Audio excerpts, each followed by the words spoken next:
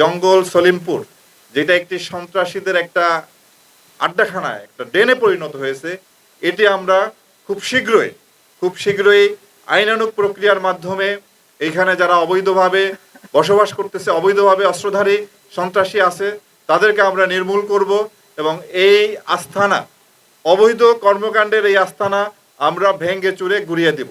এটুকু আমরা আপনাদেরকে কথা দিতে পারি।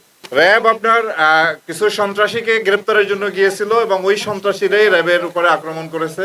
আমরা তাদের নাম পেয়েছি এবং তাদেরকে গ্রেপ্তারের জন্য আমরা ব্যবস্থা গ্রহণ করছি। পুরা বিষয়ে আমরা তদন্ত করব। এটা একটি হত্যা মামলা হয়েছে, সেই মামলার তদন্ত হবে এবং এই তদন্তের মাধ্যমে এই ঘটনার সঙ্গে, এই হত্যাকাণ্ড, র্যাবের উপর আক্রমণ, এই ঘটনার সঙ্গে জড়িত যারাই পাওয়া যাবে তাদেরকে আমরা আইনের আওতায় নিয়ে আসবো। এই যে একটা অভয়াশ্রম তৈরি হয়েছে সন্ত্রাসীদের, এই জায়গাগুলো যদি সরকারি জায়গা হয়, সরকার যেন তার এই জায়গা উদ্ধারের জন্য ব্যবস্থা গ্রহণ করে এবং সেখানে আপনার যত সময় লাগে, যত দিন লাগে, এই অভয়াশ্রম, এই যে সন্ত্রাসীদের যে এখানে বসবাসের যে একটা সেটাকে আমরা নির্মূল করব।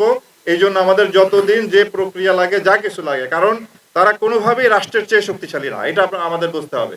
তো আমরা হয়তো এতদিন এটা করা হয় নাই, বাট এবার ইনশাল্লাহ আমরা এই সন্ত্রাসীদের যে অভয়াশ্রম, এটা নির্মূল করবো ইনশাল্লাহ।